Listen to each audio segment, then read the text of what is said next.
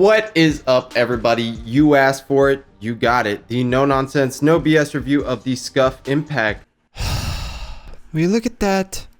Bruh. We have previously reviewed the SCUF Infinity 4 PS Pro for PlayStation 4 and the SCUF Vantage. Today we will finally have conclusions on which SCUF controller is best, in my opinion anyways, for PlayStation 4 and how well the SCUF stacks up against its competition, and we have more competitive controllers in the lineup as far as custom builds coming in the future on the channel. I want to go ahead and cover some of the similarities and differences that you find between the SCUF Impact and the SCUF Infinity 4 PS Pro. I really don't want to include any similarities or differences to the SCUF Vantage because in case you didn't see that review, you might want to go have a look. Most definitely the biggest difference is that the SCUF Impact has 4 paddles on the back.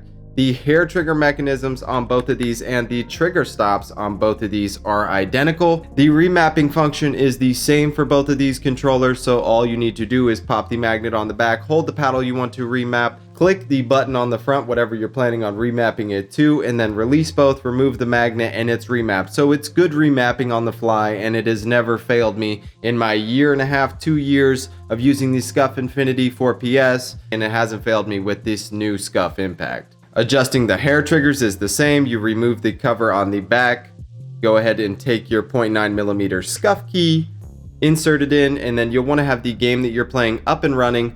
You will calibrate the spring on the inside of the trigger by twisting it clockwise, and then it will slowly press down the trigger to where you have it barely at a hair trigger press, and then just the slightest input will go ahead and actuate that hair trigger. I actually did this live on stream when I received this SCUF Impact. It was pretty dope. It just came in the mail in the middle of my stream and we unboxed it live. Super sick. If you guys don't want to miss content like that, make sure that you support the channel and these honest reviews and subscribe, like, share the content. I greatly appreciate it. We have grown so much together and I look forward to doing more awesome things with you guys. Little difference gonna note is that the case is a little bit bigger on this, but it is for sure a standard Sony controller build that they've gone off of. A little bit bulkier of a build, but overall it's still very, very easy to use and everything lands right where it's supposed to as far as my fingers in the back. Now this could be different for people with smaller hands. They might not be able to get full access or ease of use of the paddles in the back, and that's something definitely to note,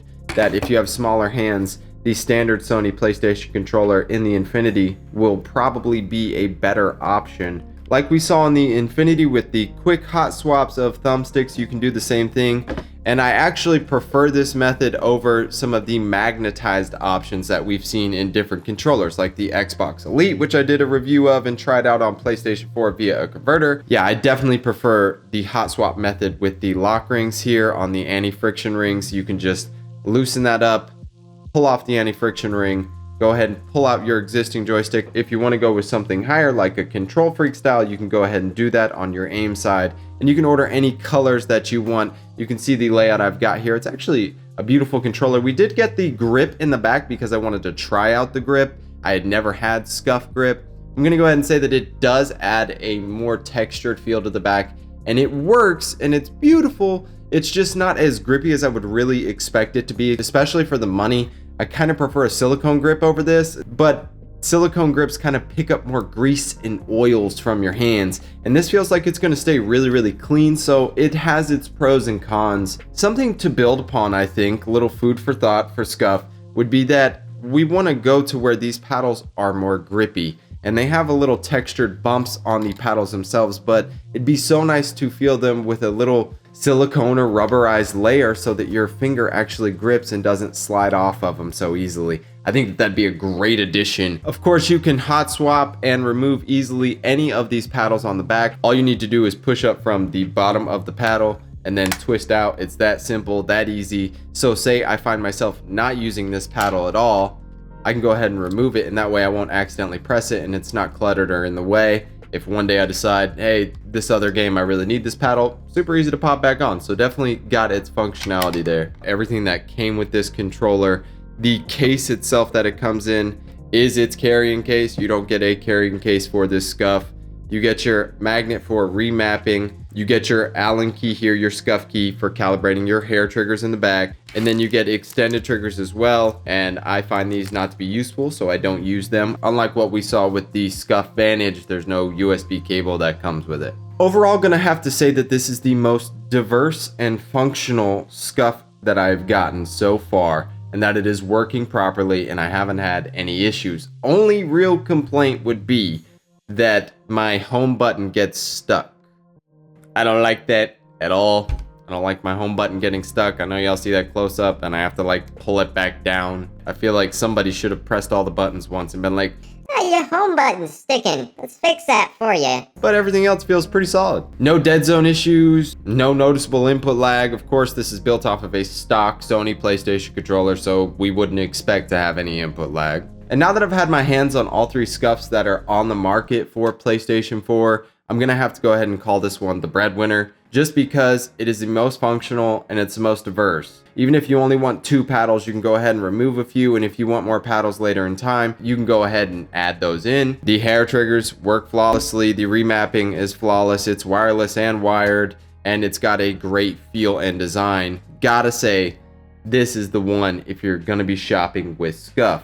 Now, that being said, if you're going to shop with controller companies, you need to look into their warranties and how well they're standing behind their products. Definitely want to note that when looking at things that get built custom, there's going to be quality control issues over time. And SCUF kind of makes that blatantly apparent in the warranty section of their website. So we're going to be having a real quick look, because if we're spending hundreds of dollars on customized controllers, we want to be seeing how well those investments are going to last and how well that company stands behind its product in the long run, which is what's important, right?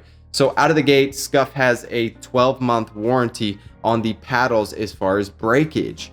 That does not include the warranty on the actuators beneath the paddles. So if the paddle breaks within the first 12 months, you're covered. They will send you out new paddles. All you need to do is show them some sufficient evidence that, hey, I was using it and pulled it slightly to the side and I broke my paddle. And 12-month warranty, you can go ahead, get you a new paddle for free. They'll ship them right out. If we go one section lower to what is not covered under the 12-month warranty of those paddles, you're going to see right away, through normal wear and tear or deterioration of the actual actuators back here, they aren't really made to last forever. You'll see in the comment section of a bunch of my SCUF reviews that I've been burned by SCUF. repetitively that I've been burned by SCUF multiple times. Their warranty was crap. Their customer service was crap. It is just all over my comment section all the time. And ultimately it has to do with these paddles not working in the long run. And I don't think that there's a very long window on the lifespan of these paddles. My paddles worked pretty good on my SCUF Infinity for about 3 months, and then my left paddle started to go out slightly, but it still worked for up until about 6 months, and then it was out forever. But then the right hand paddle worked for over a year and a half. There's really no telling how long the actual lifespan of the actuator on the inside is going to be. That's with a lot of elite customized controllers. Those added on actuators aren't the same quality. Furthermore, if you are not happy with the build and your item is defective, only if it is defective, you can return your SCUF within 14 days. That's all you get. 14 days on your $150 to $200 investment to return. So you better act quick. If you're not happy with the build of your controller and it is not working properly, return it as soon as you can, which is what I did with my SCUF Vantage to hit that 14-day window so I could actually get a return. And yes, I had to link everything that was defective with the product. And if it isn't defective, then they're going to send it right back to you at your dollar. And you find a lot of custom controllers just one day sitting on a shelf. And that's the worst thing of all. I really tried to map out every single paddle. So jump, reload, swap weapons, crouch, leaving panic knife or melee right there on the front. It's definitely a big bonus. The more you train with it, the more you're going to like it. I promise. It takes practice. A lot of practice. Well guys, this has been your no nonsense, no BS review of the SCUF Impact. I hope that you have enjoyed it and that it's helped in your decision making process. And if it has, please make sure to like, subscribe, and possibly share the content with your fellow gamers. So in the future, we're going to be reviewing the BattleBeaver and of course the Razor Raiju. We have to take a look and see what these guys are doing and if it lives up to the hype I hope you guys tune into those. We also have some dope monitor reviews coming up on some really high tier monitors like tournament status. I look forward to seeing you guys in the next one. Anyways, that's it for me, guys. Peace.